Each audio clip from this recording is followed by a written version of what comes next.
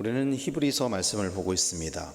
히브리서는 고난과 핍박 가운데 있는 그리스도인들을 향해 쓰여진 글입니다. 이건 굉장히 중요합니다. 히브리서를 쓰게 된 목적, 이유, 이것은 굉장히 중요합니다. 그런데 여러분, 그래서 오늘날 우리가 히브리서 말씀을 볼 때도, 히브리서 말씀을 읽을 때도 고난과 핍박을 당하고 있는 성도들에게 주시는 말씀이다. 그래서 직접적으로 어떤 어려움들 가운데 있는 분들에게 가장 큰 위로가 되는 말씀이기도 하지만, 또 꼭 그렇지 않다고 하더라도 우리의 삶 가운데 있는 그 수많은 어려움들 가운데 예수 그리스도께서 어떻게 살아서 역사하시고 예수님이 어떤 분이신지를 이야기해 주는 말씀이라고 우리가 생각하면서 이 말씀을 보면 될 것 같습니다. 그런데 오늘날 우리가 겪게 되는 그 고난과 핍박과 히브리서가 쓰여질 당시에 그리스도인들이 겪었던 고난과 핍박은 같은 어려움은 아니에요. 사실 질적으로 보면은 당시에 그들에게 있어서 가장 큰 고난과 핍박, 어려움은 신앙을 포기하게 만드는 어려움이에요. 신앙을 물리적으로 다른 사람에 의해서 신앙을 포기하게 만드는 죽음의 공포 가운데 들어가게 함으로써 신앙을 포기하게 만드는 그런 어려움에 처해 있었다라는 것이죠. 그래서 당시에 수많은 그리스도인들이 배교를 하고 예수 그리스도를 버렸습니다. 이러한 상황 속에서 정말로 그 죽음의 공포 가운데서 수많은 사람들이 신앙을 버리는 그런 모습들 가운데서 오늘 본문은 그러한 성도들에게, 또 여전히 믿음을 지키고 있는 성도들에게 이렇게 권면하고 있는 거예요. 12절 13절 말씀에 우리말 성경으로는 이렇게 번역합니다. 형제 여러분 가운데 누구든지 살아계신 하나님을 떠나려는 악한 불신의 마음을 품지 않도록 조심하십시오. 도리어 아직 오늘이라 일컬을 수 있는 그날에 여러분 가운데 누구라도 죄의 속임수로 완고해지지 않도록 서로를 격려하십시오. 이렇게 이야기를 하고 있습니다. 여기서 악한 불신의 마음은 배교를 하려는 마음을 의미하는 것입니다. 기독교를 버리고 기독교를 부인하는 그런 마음을 이야기하는 거예요. 그리고 그 결과는 하나님을 떠나는 것이라고 이야기를 하고 있죠. 여기서 떠난다로 쓰여진 헬라어 아파스테미라는 단어는 원래 어떤 뜻을 가지고 있냐면 분리되다, 그리고 배신하다, 이런 뜻을 가지고 있어요. 그래서 사실 이 본문은 처음부터 예수님을 믿지 않았던 사람들을 향해서 쓰여진 글이 아니에요.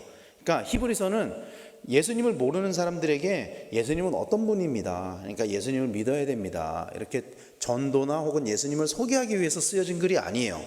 이것은 예수님을 믿다가 배교의 위기에 처한 사람들을 향해서 쓰여진 글이라는 것입니다. 그리고 오늘 본문에 악한 불신의 마음이라고 이야기를 하고 있는데, 이 악한 불신의 마음이 본문에서는 배교를 하려는 마음이라고 제가 말씀을 드렸잖아요. 근데 그거에 대한 성경적인 근거가 이스라엘 백성들의 불신앙, 불순종, 이것을 가리키고 있는 것입니다. 민수기 14장에는 그런 이스라엘 백성들의 모습을 이야기를 하고 있어요. 가나안 땅을 정탐하고 돌아온 후에 정탐꾼들의 피드백을 들은 이후에 백성들이 밤새도록 통곡을 하거든요.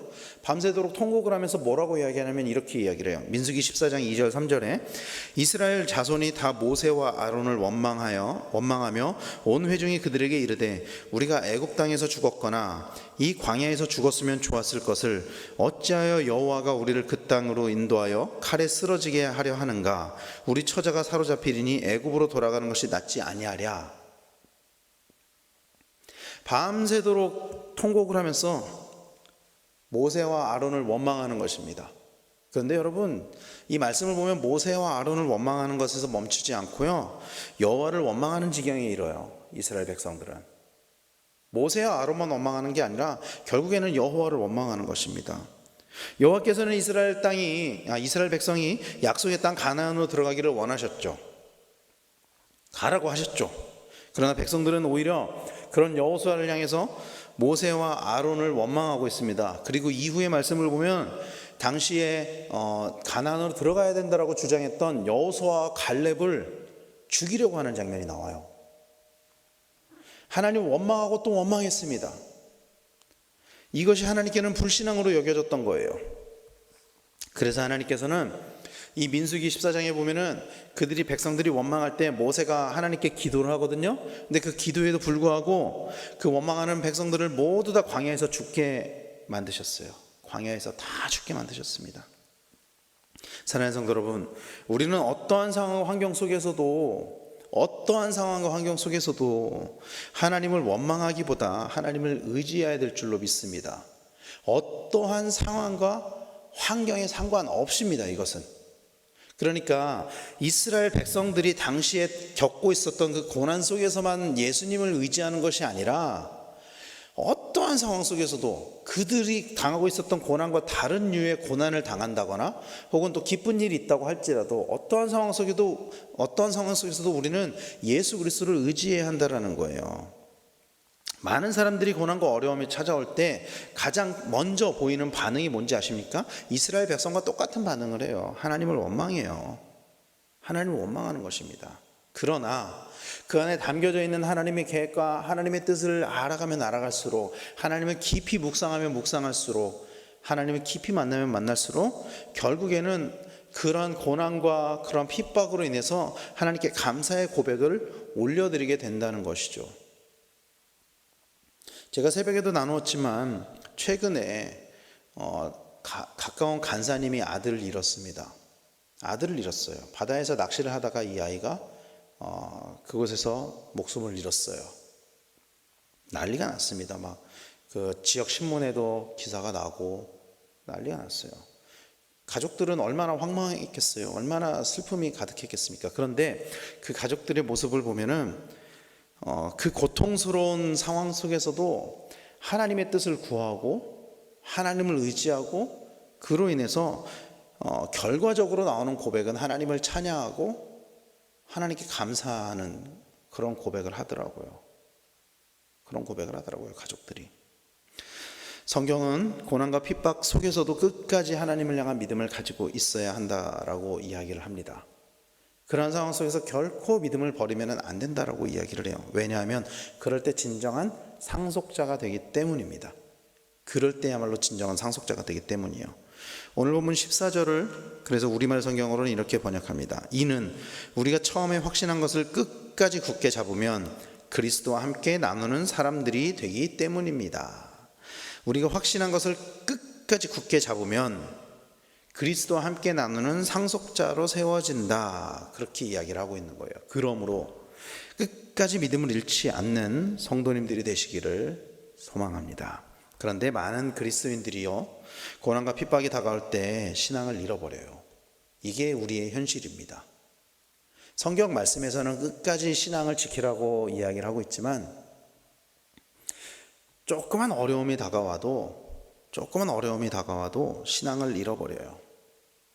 어려움이 찾아올 때 하나님을 의지하는 것이 아니라 하나님을 원망하는 모습을 보입니다.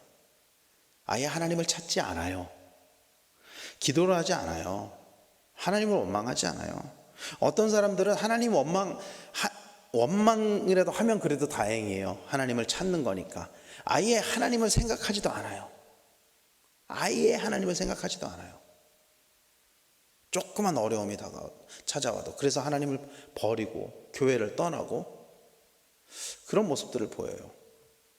여러분 기억하십니까? 예전에 이제 한 10년, 20년 전, 30년 전에 우리 윗세대 지금 이제 권사님들, 장로님들이 신앙생활을 하실 때는 그 어려움을 버텨내는 힘이 있었단 말이에요. 그래서 교회에서 겪게 되는 많은 어려움들, 관계의 어려움들이거나 여러 가지 삶의 어려움들이거나 그런 게 있을 때 오히려 하나님 앞에 나와서 기도하고 매달리고 그랬었는데 요즘에는 안 그러죠.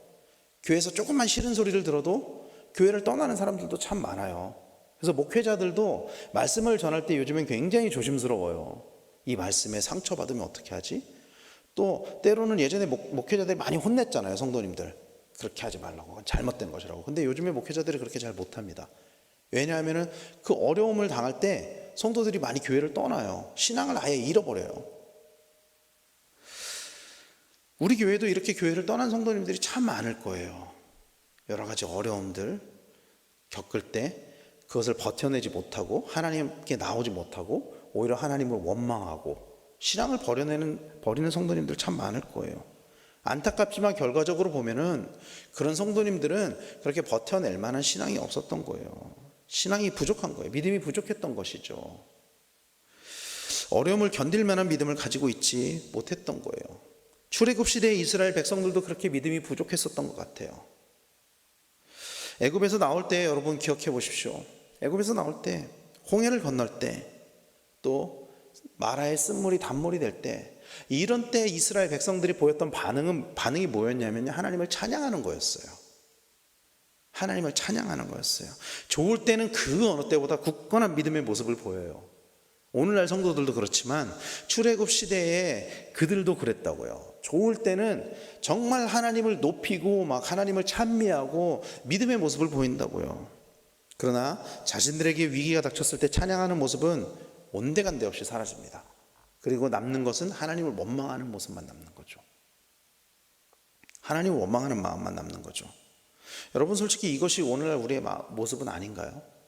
오늘날 한국 기독교 강변교회의 모습이 아니냐는 것이죠. 하나님이 축복을 부어주실 때는 감사하고 찬양합니다. 하나님께서 우리에게 막 축복을 부어주시고 우리의 삶이 잘 되고 우리의 자녀가 좋은 학교에 가고 좋은 직장에 취직이 되고 그럴 때는 하나님을 찬양하고 막 높이고 정말 믿음이 좋은 모습들을 보여요. 그런데 우리에게 어려움이 다가올 때 우리 자녀가 뭐 입시에 실패했다든가 또는 뭐 취업에 실패했다든가 아니면 가족들 중에 건강에 문제가 생겼다라든가 사업에 문제가 생겼다라든가 그럴 때는 그것이 하나님으로 인해 일어난 것이 아니라고 해도 무조건 하나님을 원망하는 모습을 보이지는 않느냐는 거예요. 히브리서에서는 그런 사람들을, 그런 모습들을 순종하지 아니하던 자라고 이야기를 하고 있습니다. 오늘 18절 말씀에 그래서 이렇게 이야기하잖아요. 또 하나님이 누구에게 맹세하사 그의 안식에 들어오지 못하리라 하셨느냐, 곧 순종하지 아니하던 자들에게가 아니냐. 이 순종하지 아니하던 자들이 직접적으로는 출애굽 1세대를 이야기를 하고 있는 거잖아요. 출애굽 1세대. 출애굽 세대의 사람들은 하나님이 하신 일을 보고도 하나님의 말씀에 불순종했습니다. 그들이 불순종했던 게 뭐였죠, 여러분? 가나안에 들어가라고 했어요, 하나님께서는. 그러나 그 가나안에 들어가라는 그 하나님의 말씀에 불순종했어요. 그 불순종을 오늘 본문 19절에서는 믿음이 없음으로 이야기를 하고 있는 거예요. 그리고 그 믿음이 없음으로 인해 그들이 진정한 안식으로 들어가지 못했다라고 오늘 본문은 이야기를 하고 있는 것입니다. 사실 이 히브리서에서 진정한 안식은 하나님 나라를 이야기를 하고 있거든요. 그래서 사실 제가 이 설교 원고를 쓸 때 처음에는 이렇게 썼었어요. 출애굽 1세대들은 진정한 안식에 들어가지 못했기 때문에 하나님 나라에도 가지 못했습니다. 근데 제가 아직 하나님 나라를 가보지 못해서 출애굽 1세대가 들어와 있는지를 잘 모르겠어요. 그래서 조금 완화시켜서 제가 표현을 했습니다. 그냥 본문에 나와 있는 대로만, 안식에 들어가지 못했다라고만. 오늘 하나님께서는 우리에게 어떠한 상황 속에서도 흔들리지 않는 믿음을 요구하신다는 것을 믿으시길 바랍니다. 어떠한 상황 속에서도예요. 어떠한 상황 속에서도예요.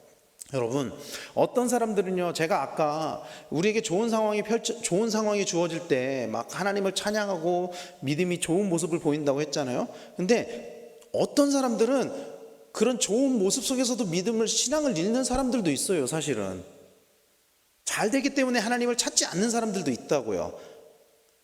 꼭 어려움 가운데 있어야만 하나님을 버리는 게 아니더라고요. 사람의 모습이. 좋은 일들이 우리에게 막 일어날 때 오히려 더 이상 하나님을 찾지 않는 모습을 보이기도 합니다.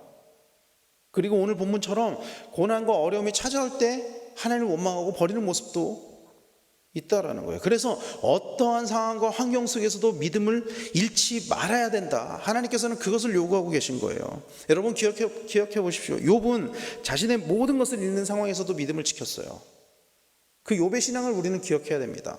아브라함은요, 여러분, 자신의 전부인 이삭을 바치라는 그 하나님의 말씀 가운데도 순종했다고요. 그랬기 때문에 아브라함의 믿음이 하나님께 인정받은 거라고요. 아브라함에게는 이삭을 잃은 거나 마찬가지였어요. 그때 정말로 죽일 결심을 했거든요. 아브라함은. 수많은 믿음의 선배들이 배교가 강요되는 상황에서 자신의 목숨을 걸고 믿음을 지켰습니다. 먼 나라 이스라엘에서만 있었던 일이 아니에요. 불과 100여 년 전에 이 땅에서도 일어났었던 일들이라고요. 이러한 일들이 오래되지도 않았어요. 우리나라에서는. 그 과정에서 수많은 사람들이 목숨을 잃었지만 하나님은 그들에게 영원한 안식으로 그들을 지켜주셨다라는 것을 우리는 기억해야만 합니다. 사랑하는 성도 여러분, 오늘날 세상은 우리에게 믿음 없음을 강요합니다. 예수님을 따르는 것이 손해라고 이야기를 합니다. 가르칩니다. 그렇게 예수를 따르는 것은 손해야. 제가 청년부를 하고 있으니까 우리 청년들한테도 세상은 이렇게 이야기를 해요. 교회 갈 시간에 너희들의 스펙을 쌓아. 교회 갈 시간에 학원을 가. 교회 갈 시간에 공부를 해. 그게 너한테 더 이익이야. 세상은 이렇게 이야기를 한다고요. 세상은 정말로 그렇게 이야기를 해요. 그리고 예수님을 따르는 것이 정말로 손해일 수도 있어요. 세상에서는 정말로 손해볼 수도 있어요. 그러나 예수님을 끝까지 믿는 것은요, 이 세상에서는 손해일지 모르겠지만 영원한 하나님 나라에서는 완전한 이익이라는 것을 우리는 기억해야만 합니다. 오늘 본문에서도 끝까지 믿음을 지키는 자가 상속을 받을 수 있다라고 이야기를 하고 있습니다. 바울은요, 영적 아들인 디모데에게 끝까지 믿음을 지키는 자에게 주어지는 보상을 이렇게 이야기를 합니다. 디모데후서 4장 7절 8절 말씀에 나는 선한 싸움을 싸우고 나의 달려갈 길을 마치고 믿음을 지켰으니 이제 후로는 나를 위하여 의의 면류관이 예비되었으므로 주 곧 의로우신 재판장이 그날에 내게 주실 것이며 내게만 아니라 주의 나타나심을 사모하는 모든 자에게도니라. 이렇게 이야기를 하고 있습니다. 끝까지 믿음을 지키는 자에게는 의의 면류관이 주어진다. 이렇게 이야기를 하고 있습니다. 이 끝까지는 지금부터 끝까지인 거예요, 여러분. 지금 이 순간부터 끝까지. 그래서 여러분, 중간에 어디 다녀오고 이러면 안 돼요. 다녀오고 그러면 안 됩니다. 왜냐하면 중간에 나갔다가 아예 못 돌아오는 사람들이 너무 많아요. 잠깐만 교회 좀 쉴게요. 잠깐만 쉬었다가 올게요. 아예 못 돌아온 사람이 너무나 많아요. 그래서 우리는 방심하면 안 돼요. 끝까지 그 믿음을 지키고 있어야 돼요. 끝까지 신앙을 지키고 있어야 돼요. 제가 이제 동기 목사님들이랑 만났다 그랬잖아요, 얼마 전에. 근데 그때 이렇게 이야기를 하다가 그 팬데믹 때, 코로나 때 우리 점심 식사 안 했었잖아요, 교회. 근데 이제 다 비슷해요. 식사를 다 못 했어요, 개척교회라고 해도. 그런데 그 친구들끼리 이렇게 이야기하는데, 너네 교회는 요즘 식사해? 점심 먹어? 이야기를 하다 보니까 안 하는 교회들도 있어요. 그래서 왜 안 해? 그렇게 물어봤더니 이걸 안 해보니까 편하더라는 거예요. 성도들이 차릴 필요도 없고 치울 필요도 없고 편하더라는 거예요. 그래서 그냥 하지 말고 그냥 우리 뭐 각자 집에서 먹읍시다, 사 먹읍시다, 그렇게 얘기를 한다는 거예요. 이게 신앙도 마찬가지라서, 신앙도 한번 우리가 편해지고 그러면은 다시 우리가 돌아오는 게 쉽지가 않아요, 여러분. 그래서 우리는 어떠한 상황 환경 속에서도 우리의 믿음을 지키기 위해서 그 믿음을 붙잡고 있어야 돼요. 방심하면 안 된다고요. 한순간에 잃어버릴 수 있는 게 믿음입니다. 한순간에 잃어버릴 수 있는 게 신앙이에요. 사랑하는 성도 여러분, 지금 우리에게 주어진 이 믿음을 잘 지켜나가시는 우리 성도님들이 되시기를 바랍니다. 그리고 여기에서 멈추는 것이 아니라 정말로 주님을 향해서 더 앞으로 한 발짝 한 발짝씩 더 나갈 수 있는 우리 성도님들이 되시기를 바랍니다. 믿음의 순종의 사람들이 되는 성도님들이 되시기를 바랍니다. 그래서 하나님의 은혜 안에 날마다 승리하시는 우리 성도님들이 되시기를 간절히 축원합니다. 끝까지 믿음을 지켜서 온전한 그 하나님 나라, 진정한 안식, 그것을 소유하는 우리 성도님들 다 되시기를 예수님의 이름으로 간절히 축원합니다. 기도하겠습니다.